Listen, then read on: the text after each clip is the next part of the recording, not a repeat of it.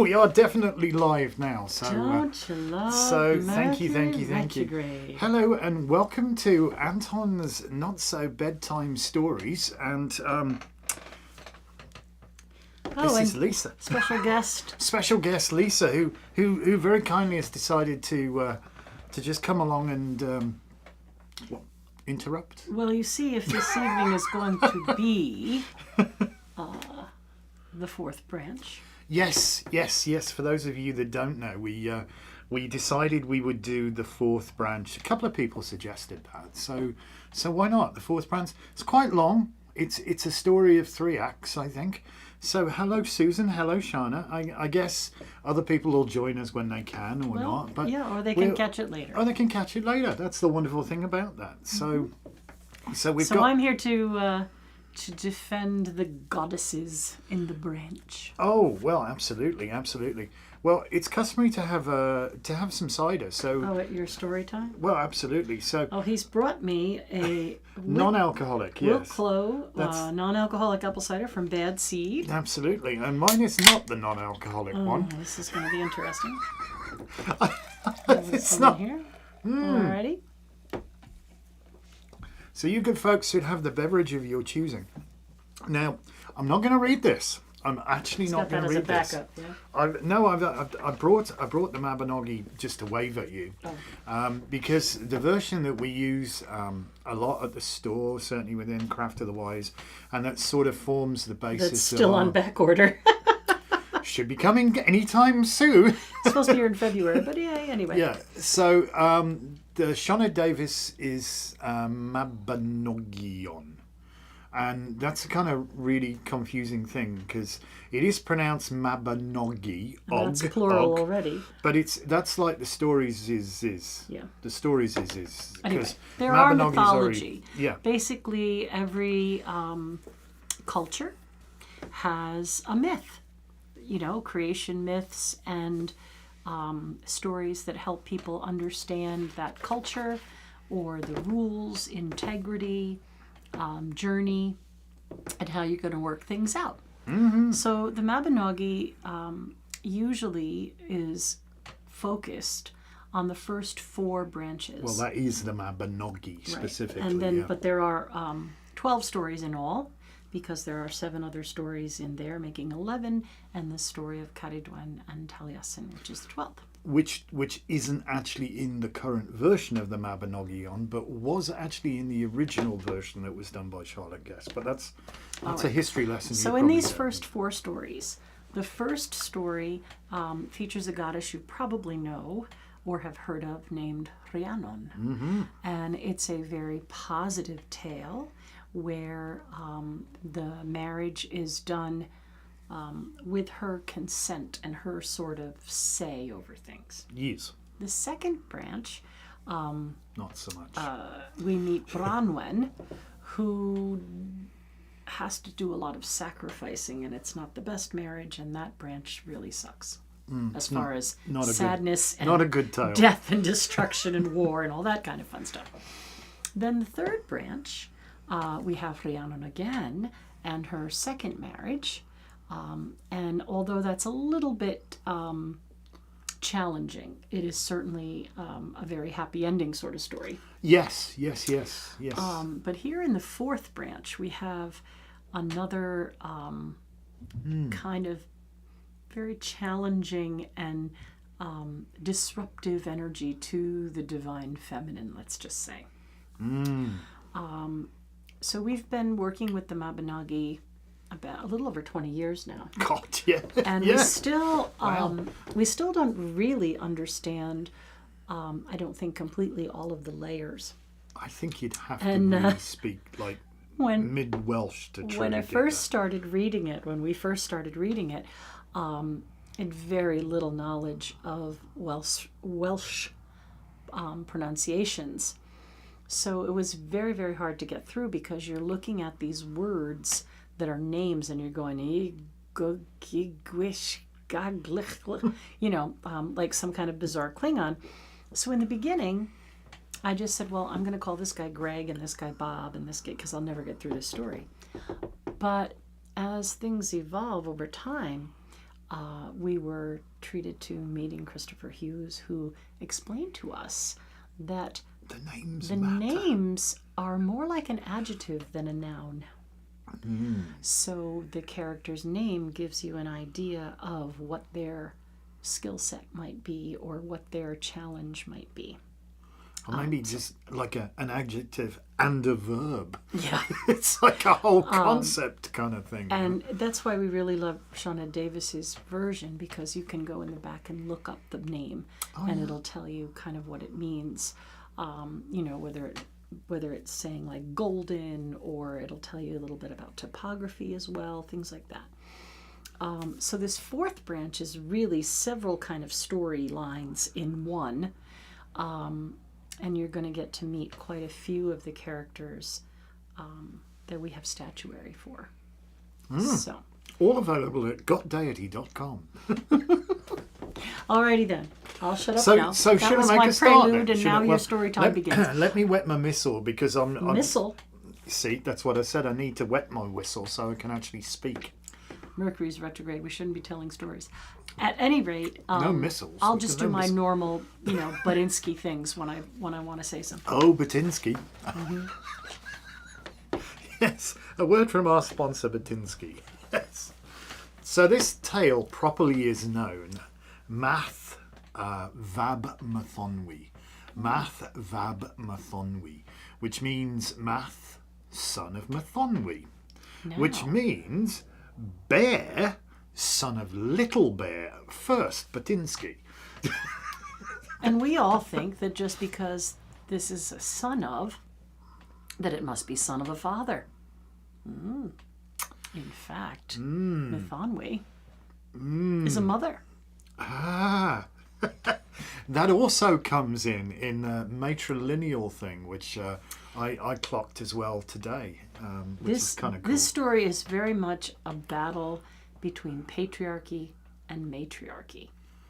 And in astrology, it is sort of like the expression of mutual reception, Oh, where Mars is wearing Venus's clothes and Venus is wearing Mars' clothes, pretty much. Off we go. in at the deep end, eh? Yeah. Okay, so Math Vab Mathonwy, Math son of Mathonwy. So Math, son of Mathonwy, he was actually Lord of Gwynedd, and for those of you who don't know, Gwynedd is in North Wales. It's up there. Not actually, it's all in the mainland of Wales, so it doesn't actually go on to Anglesey, but it is up in the north of Wales. Whereas our protagonist, or the person who's also connected to this story as well, Pryderi, remember Pryderi from last week's story or whatever? So Pryderi was Lord of the 21 cantrevs of South Wales, Dyfed, specifically Dyfed. But he started out with 7, but they expanded to 21. So probably included like a lot of the South Walian area. Let's try that in English. I'm sorry. The area of South Wales, but also to a large extent the area of Mid Wales, which would now probably be called Powys. And in fact, Dyfed Powys is the same sort of police force. It's a big area, mid to Powys South Wales. is where we lived, That is correct. That is correct. in the Shropshire. So- Moors there, the Welsh so- Shropshire border. There's your little bit of background, because it helps if you know what we're talking about. So, Math was a good king. He was a very fair king, a very fair ruler, well respected by all those in his court, but had the weird affliction that he had to keep his feet in the lap of a virgin unless he was at war. And the virgin who had this particular gig was somebody by the name of Goewin, who was the fairest maiden of her generation known at that time. She was quite easy on the eye, let me say. There is conjecture that Goewin means bravery. Keep talking, because I have to blow my nose for a second. So math. Okay. To survive when he's not at war, has to have his feet in the lap or something else If you go of a back, virgin. if you go back to the original Brythonic translation, Christopher told us that it actually is his feet must be nestled in the folds of a virgin's lap. I suspect that may be some kind of astrological alignment, but that's a story for another day. He said, whisper, whisper, whisper. So anyway, Goewin was the fairest maiden of her generation and was very, very easy on the eye, quite beautiful. And Math also had two nephews.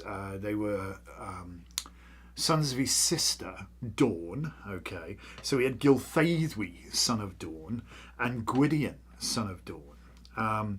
That's kind of important, that their lineage, as you'll find out in a bit. Gwydion has the finest of training, says Caridwen. I think he skipped the class on ethics. But Math is his trainer. So. Yeah, but that was interesting. Yeah. That's coming into the Battle of the Trees again as well, because that was all like who trained who, who's zooming who. Anyway, let's get back to the story, because we're going to wind up in the weeds otherwise.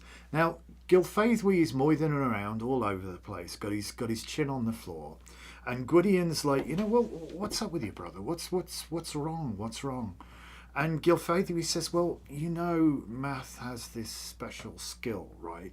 That whatever is mentioned, no matter how quietly it is whispered, if the wind should catch it, he'll get wind of it, and he'll hear it, and he'll know what's going on. Him, huh? And Gwydion says, say no more. In actual fact, I know what's bothering you. So now we have to go into the narrative role. Basically, Gilfaethwy has got the hots for Goewin. He is absolutely pining stupidly over this. And obviously there's no way he's got any kind of access to this maiden, because she's holding Math's feet in her lap. She's kind of got a full-time job here, So Gwydion hatches a cunning scheme, quite an evil plan, which is that, remember me talking about Pryderi? Well, Pryderi, as you know, is the son of Pwyth, and Pwyth, Pen Anofon, was head of Anofon, and part of his gift that Arun gave him were these incredible pigs. Now, they're quite magical. Now, let me just say, they're not mochen. They're not pigs as you would know it, but they are magical pigs. They're and much as like you could feed, a family, and they often raised a pig to feed the entire family, the more is akin to the spiritual food of a tribe. The mana. The mana, indeed. Anyhow, the idea is that Gwydion thinks, you know what, and he mentions this to Math, I've heard that Pryderi has these incredible pigs, and I think I might like to go and see if I can maybe get one, two, some of them. I don't know. Get these magic pigs, baby. So he bimbles down to Pryderi's court, and of course, Gwydion is this little master of subterfuge. And he's also amazing magician and bard, but his magic, you'll learn, especially as we go forwards, is largely illusionary. He's extremely good at glamours. Absolutely. So he places a guise upon himself, and that of a bard, which he is, but not anybody that Pryderi would recognise. And he just goes and he wonderfully entertains Pryderi's court. And he's given hospitality, the best hospitality, and plenty of food and drink and all this. And of course, as they're carousing at the end of the day, he brings up the subject of the pigs. Now, you see, here's the thing. Pryderi cannot sell the pigs. He's been told not to sell them. Nor can he give them away. Nor must he allow them to be taken. But, Gwydion, being Gwydion, the deceptive one, says, well, what about maybe you trade me? Oh, please stop. Don't do this to me now. Please trade me. I wasn't talking to her. please trade me, and I will trade you in exchange for, a few of these pigs. I will trade you these amazing, well-equipped horses with their most amazing silk brocaded saddle work and blankets and glorious golden bridles and their hunting dogs to go with them, with the most amazing sort of coats of brocaded silk, and these are quality animals. They are so beautiful, and there's so many of them. Pryderi thinks, well, for half a dozen pigs, can't sell them, but can't give them away, can't let anybody take them. But I say can trade. Nobody said I could trade, and of course Gwydion, being the little bit of a salesperson that he was, persuades him to do that. And so the deal is made, and Gwydion says his goodbyes, and off he goes. And of course, as the sunlight rises next day, and the magic of the sun hits the illusion created under the moon, they all disappear and turn but into drops of dew. No more glamour. No more glamour. Needless to say, Pryderi realises now he's been duped, and he swore he would not let them be taken, but he has. And it's on. Unfortunately, war is declared by Pryderi on the kingdom of Gwynedd when he finds out that's where they've gone. And he sets off in hot pursuit. Now, word gets, of course, now, there's a whole story of the pigs getting back, which is great, and that is a bardic thing for another day, literally, because you could go on for that one, the journey of the pigs, for hours, but we'll cut that little bit out for now, if you like. But obviously he arrives back in the court with these pigs and stuff, and Pryderi gets wind of it, he declares war, and then Mathonwy, obviously, Math, son of Mathonwy, has to now muster his troops and go out, and they're marching there, and the fighting is commenced, and people are starting to lose lives, and but he has to leave because he has to go to war. He has to go to war, and while he's at war, well, he hold on. to be... Yeah, exactly. while he's at war, Gilfaethwy, of course, has stayed behind because this was part of the plan, and he forces himself upon Goewin, which is a terrible thing.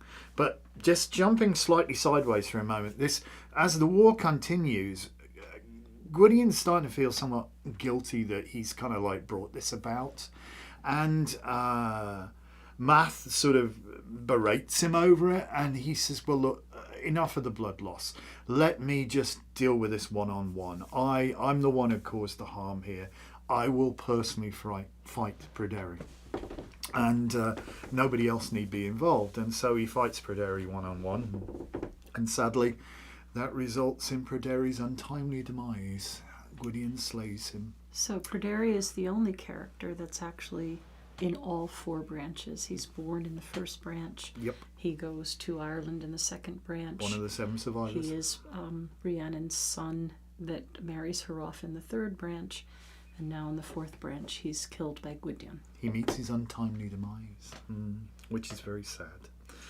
Anyway, when the tribe, the war band with Math, return to the court, Goewin makes it crystal clear. She said, when he asks for his footholder, because he's back, she says, Lord, I cannot, and I was defiled. I'm no longer a virgin, and there is not a person in this court did not hear me put up the strongest resistance, scream, fight for my life. I did not do it willingly. Now, the first thing is, Math feels extraordinarily bad about that and says to preserve her honour, he will take her as a wife. That's the first thing. The second thing is he summons Gilfaethwy and Gwydion and tells them what their punishment will be. And that is, for a year and a day, 3 times, the sentence to run consecutively, they will be turned into breeding pairs of animals who will breed just like animals, and that they will have a son. And when they've had that son, they are to return, and he will do something else. He can't turn them into another kind of animal. And so he strikes them with his Hidlaeth, his magic wand. Hidlaeth. His Hidlaeth.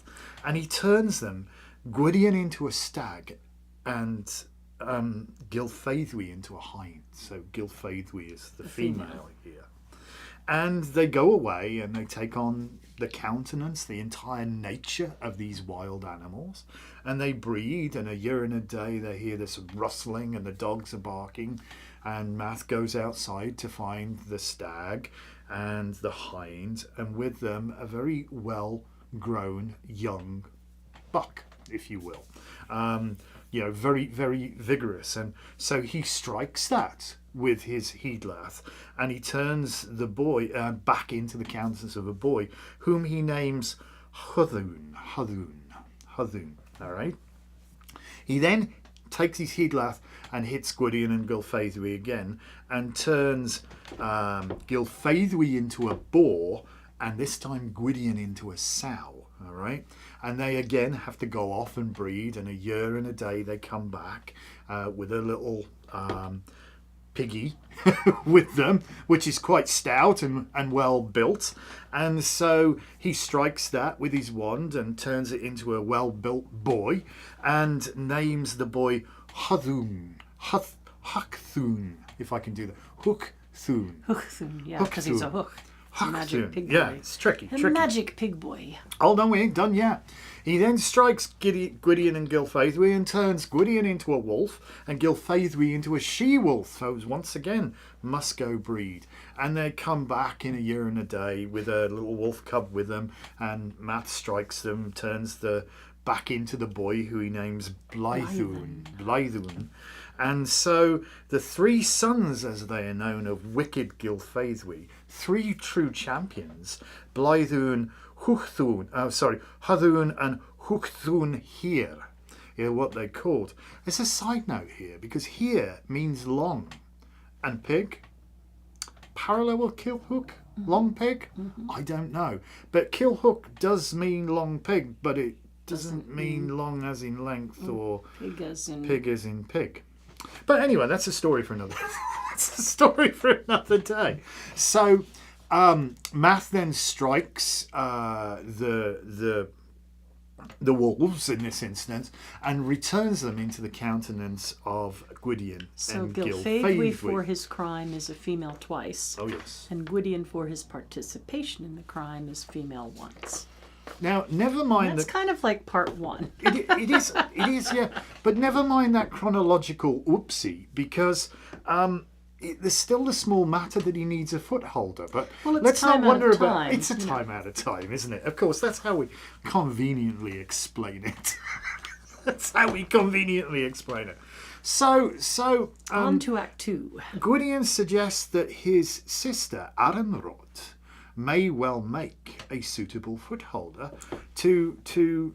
for Math to put his feet in a lap, so to speak. All right, there's a couple of things.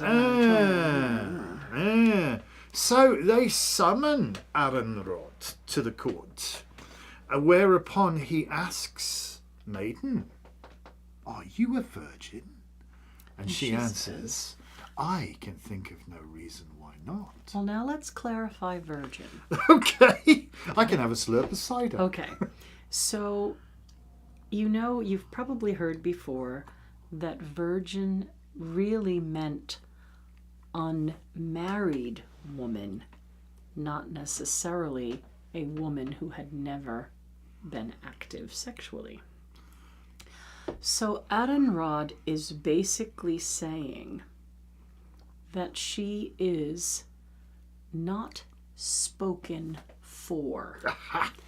But again, now this concept is a little sketchy too, because we think of, I'm unmarried, I'm not spoken for. But it's literal with Aranrod. She means nobody speaks for her. So I can see no reason why I am not a virgin. No one speaks for me. My word is my word. Oh. Keep that in mind for later. But now I'd also like to remind people that the word heathlath. Oh, heathlath.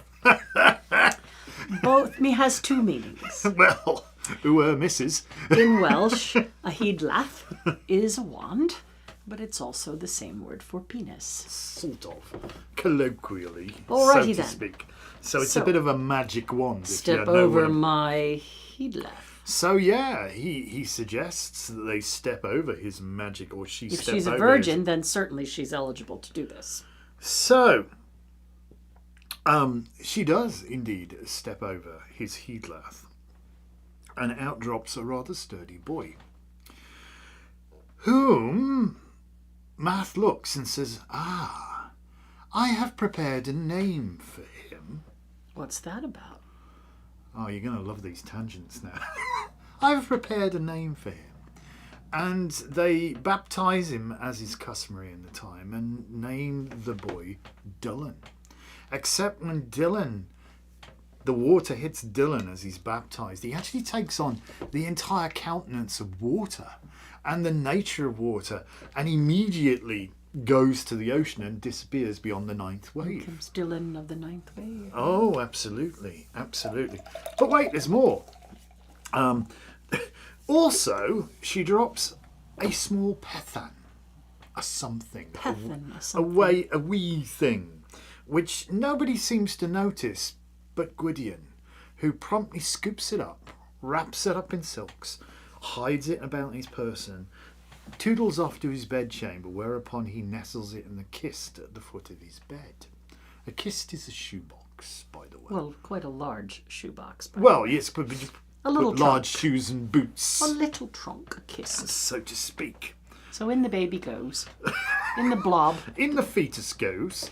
Anyway, it so happens that this thing develops into a child at quite an alarming rate very quickly, and there's much fussing and banging going on, and Gwydion opens the kist to find a very, very sturdy and well-developed, fair-haired boy, and He has to find a wet nurse. so he takes him off into town to find a wet nurse to raise him, and once that's done, then he brings him back and starts teaching him the ways of the court and raising him as a young man. Because so to speak. Gwydion is a fine parent. He's been a parent 3 times. He's even been a mother once. Okay. So anyway, he thinks then, you know what? About time he met his mum. So he grabs the young lad and off they toddle down to Caer Aranrod. And Gwydion explains to his sister Aranrod, Hey, meet your kid. She loses her. Now, it's said in the book out of embarrassment, but I'm not totally convinced of that. I think she just didn't like the trickery here, so to speak. And so she is so incensed at Gwydion. She says, I will place a tungid upon the child. And now sometimes people think of that word as meaning a curse, But no. but it's not. It's a fate or a destiny. Mm-hmm. And we remember that Adenrod's word belongs to her.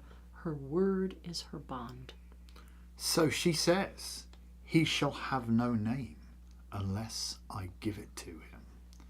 Well, Gwydion leaves in a huff, taking the child with him, and, teaches him the sort of princely court kind of thing, because he's born into a bit of privilege here. And eventually thinks, we need to do something to get this child a name. I have a cunning plan. Right. So he thinks he's going to trick A Adenrod. cunning plan. So he, once again being master of illusion, bimbles down to Caer Adenrod, but this time using the seaweed on the beach and some flotsam and jetsam, like lumps of wood, he creates the illusion of an amazingly beautiful sailing vessel and the seaweed into the most gorgeous cordovan leather, and turns himself and the young lad, into shoemakers. Shoes. And so they are busy fashioning shoes, and word gets out at Kaya Alanrod that the shoes to be had from this particular shoemaker are indeed Finest. the finest.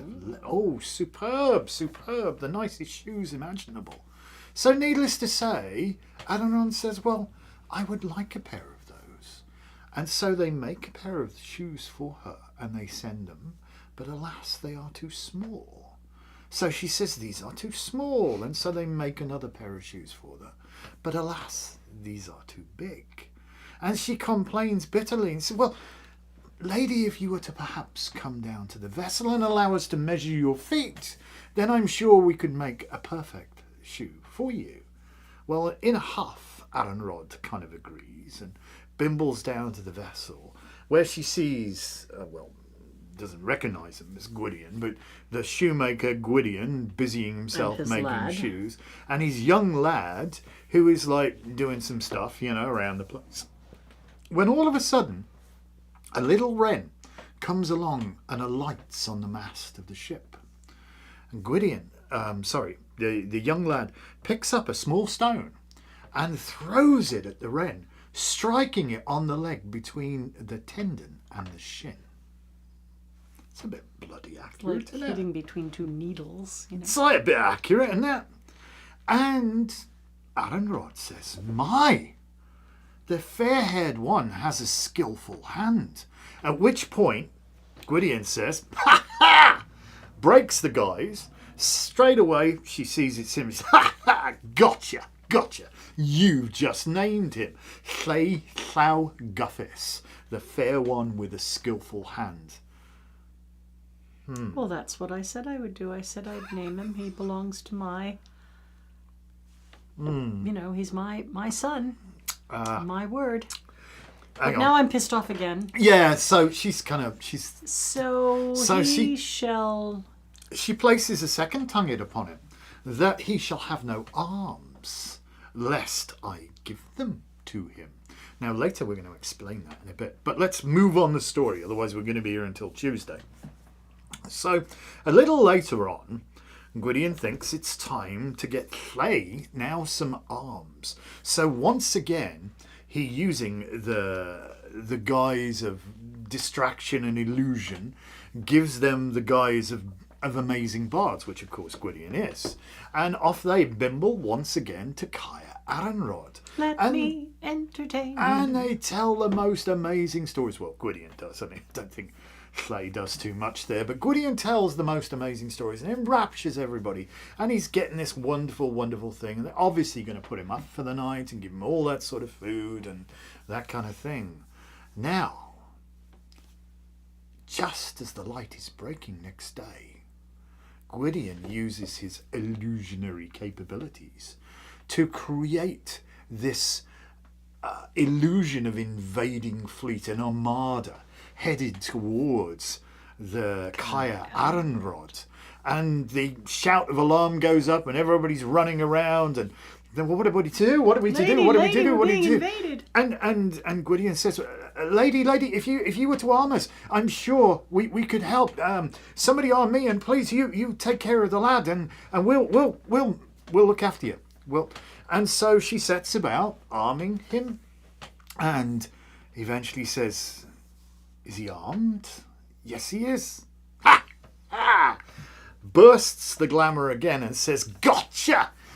You've just armed your son. Ha ha. Yes. Yes. He is now declared House of Alanrod. Yes. Because your arms were your coat of arms as well as your weapons. And she was given her word that if this is her son, he will indeed belong to her. So, now... Now she decides to exert some sovereignty and give the third fate. The third tonguage. She says, oh, very well. But who's zooming who at this point? Oh, very well, but he shall have no wife of the race currently upon this earth. And that's kind of part two.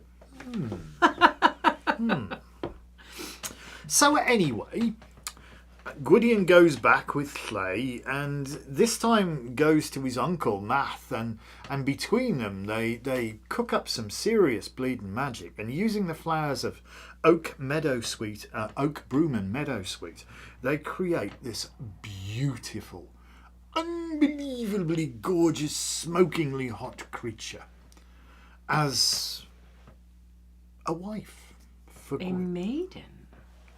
Flowers. Constructed from flowers, a maiden of flowers. And for that reason, they name her Blodeuwedd. Blodeuwedd.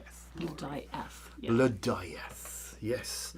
And she is smoking hot and beautiful, and obviously she is now the wife of Llay Llawgyfys. Well, now let's think about this. She is not a human. She's conjured from nature. And as witches, when we work with elemental beings or nature spirits, we understand that they don't have the same conscience. Well, they don't. They are conscious, but they don't have the same sort of rules. They don't have that same sort of conscience. Well, yeah, and plus, you see, nobody actually asked her if she wanted to be married. No, she was just to Llay. here you are, we've conjured you up. These goods and chattel. And now you're you just belong like, to him. Yeah. Nobody asked her that. And to be honest, we all have very little control over our hearts when it comes to matters But of she's love. more a creature of nature, like the fae, or, a magical creature of nature, conjured from nature. So how can she belong to someone? But she's married off to Llay, so he has a woman, and they take care of that third fate. It's story time is beset with analysis tonight. Sorry. I knew this was going to happen. I have to tell you. So we all have very little control over our hearts when it comes to matters of love, and I don't think she kind of loves Llay. She's there, she's doing what she's supposed to do for a while, and Llay's off doing his, princely things around his domain, off visiting people, doing civic duties, etc., etc. And of course leaves her back at the court. On her own. Yeah. Well, the one day, so happens she looks out, and on this beautiful dappled horse she sees this absolute hunk of a man hunting on her ground, chasing down a stag. But it's getting late in the day, and as he's preparing all of this sort of stuff, she speaks to her handmaid and she says, it would be very discourteous of us if I weren't to offer him, hospitality for the night. Oh, my lady, you're so right. And so they bring him in and wash him up. Gronw Pebba. Gronw Pebba's a bit of a, excuse us. And she's kind of drooling a little bit at him. And they have the most amazing conversation. And before the night is out, she takes him to her bedchamber and has her way with him. Ooh, what are you looking for now? I'm going to look and see if Gronw's name is. Gronw Pebba. You're going to look it up at the end. But go ahead. But so, oh my lady. Strong and radiant. Well, kind of is, apparently. He's a hunk of a man. So, Gronw says, oh, thank you. I must have. Oh, no. You must stay. You must stay for another night. And of course, another night they're at it like rabbits. And he says, well, my lady, I must away. I truly must. And she says, oh, no. You must stay for another night. And for the third night, they're at it like rabbits. And the next morning, he says, I must away. He says, okay, off you go. But they slept together for 3 nights. Now they're married, so technically she's a bigamist. Oh, hello. Well, we never established if the marriage with Llay had actually be consummated. It's never really mentioned, to be honest. So anyway, before Gronw sets off, she says, look, I kind of want to keep you. So let me figure out how we can bump him off. Get him out of the way. Get rid of my husband. Let's bump him off. And so, okay, send word when you've figured it out. So when Llay returns back, Blodeuwedd asks him, "Oh, it's so nice to see you. I was worried while you were away. worried, I was so worried that something would happen." He said, "Oh, don't be silly. I'm not easily killed." "Oh, what do you mean by that?" "Well," he says, "if you were going to kill me, you'd need a very special spear, one that has been worked on a Sunday exclusively for a year and a day while everybody's at Mass." So that's kind of interesting. You're going to get a make-up spear while everybody's at Mass. He said there's more. He said, "I can neither be killed indoors nor out of doors, neither on land nor at sea, nor on horseback or on foot." He says, "Oh, well, my dear, how can you be killed?" Talk about a convoluted mess. So he explains that he has to be struck in the side with this special spear that's been made, as I said, for a year and a day. Awesome. That he has to be stood with 1 foot on a bathtub and 1 foot on the back of a billy goat. Neither indoors or out, but in a lean-to thing with a thatched roof on a riverbank, so it's not at sea nor on land kind of thing, etc., etc. It's all very, very convoluted. Nothing to do astrologically at all. Stop it! You're throwing me for a loop. So Bathtub and a goat. having learned this, she then sends word to Gronu Pebba, Get who back in sets that to work spear. on the spear Make that straight spear. away. Eventually, after an year and a day has passed, Gronu sends word that the spear is ready. And so Blodeuwedd says, "Oh, my dear, I'm so worried about you. You say, would it be possible for you to show me exactly how it is so I don't feel so worried how you could be harmed, so I can make sure it never happens?"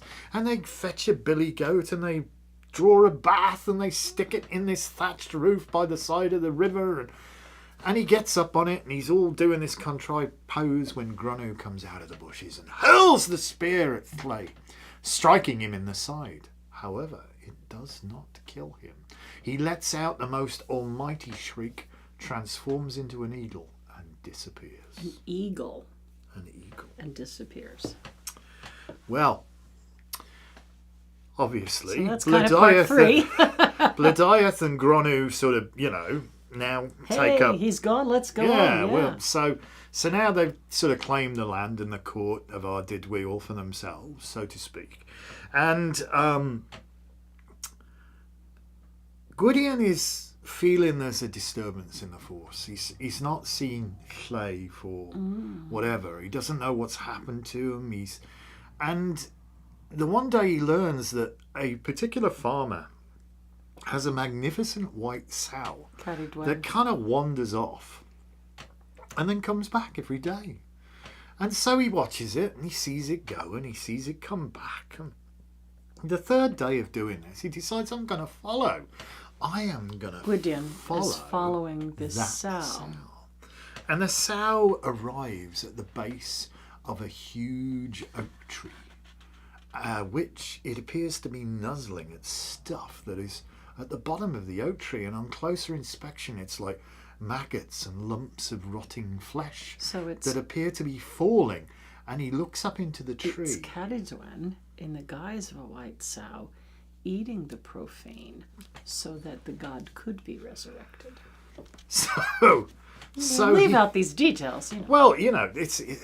Anyhow, we have to explain the entire text at the same time. So anyway, Gwydion sees the eagle in the tree and instinctively knows that must be Flay. And so he petitions the tree via a very special magical spell, a sung spell, known as an engling. Now notice he does not sing to Flay. He sings to the oak tree. And the oak tree's means doorway.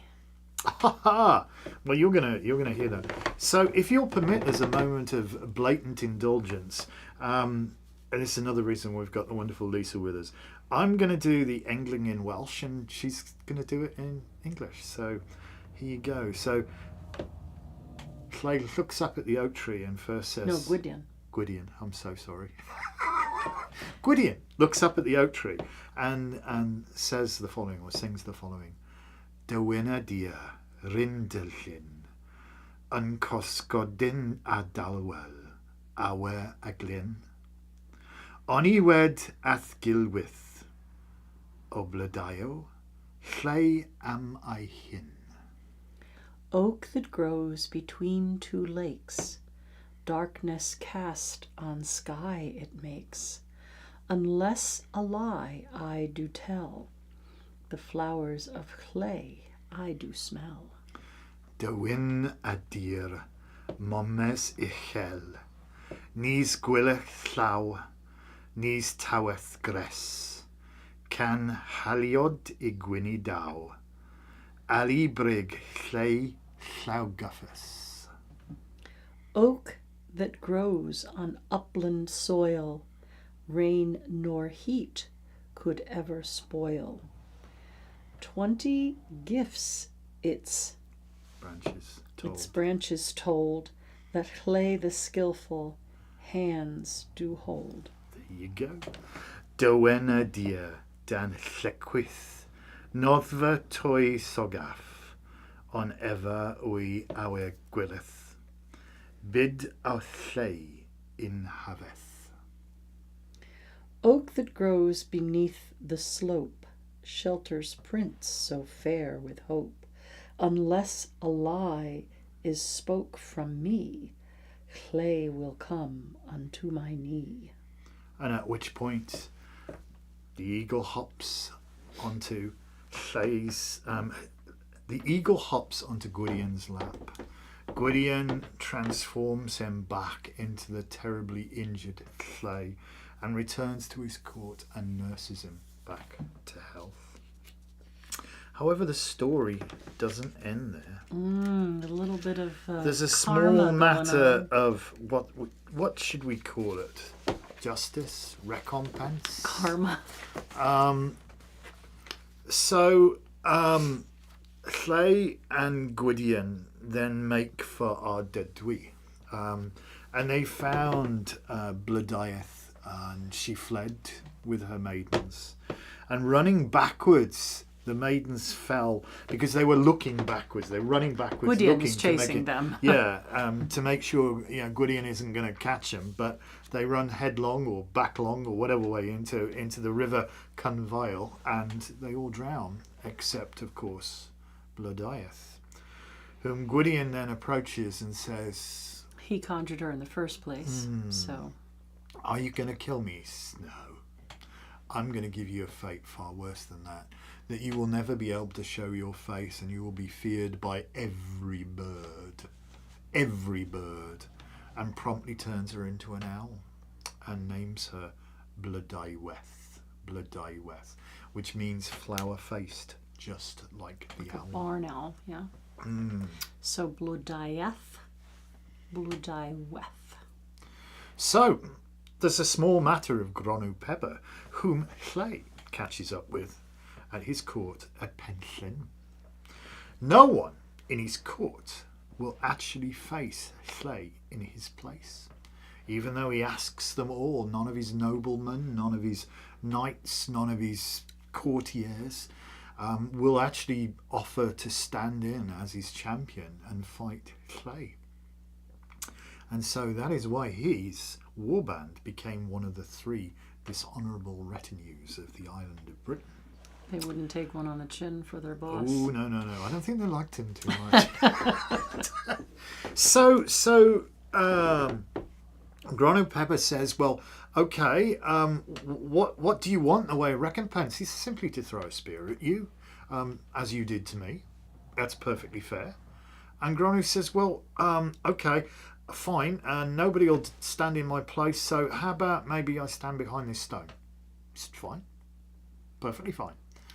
And so Lleu throws the fair-haired one, the skillful hand, which is also quite a powerful one by all accounts, because he throws the spear that hard it goes straight through the stone, hits Lleu and hits Gronw and breaking his spine into 1,000 pieces, thus slaying him. And even today, on the banks of the river Cynfail in Ardudwy, you will find something called Gronw stone. You can Google that. You can really see does. it. Gronu stone. It's this old standing stone with a hole in it. And that's it. Here ends the fourth branch of the Mabinogi. So quite tragic, really, because now Llay has no wife. There's no heir. is turned into Blodaiweth. Math is married to Goewin, but we have no idea how he ever got another footholder. There's these three animal boys running around. We don't hear anything. Oh, they're three champions, though. They are three champions, so they obviously do quite well. So, but I think a lot of these stories are very much as above, so below. So there's astronomical happenings and astrological happenings that are paralleled. You know, the stories, these mythologies have like an astronomical, astrological component.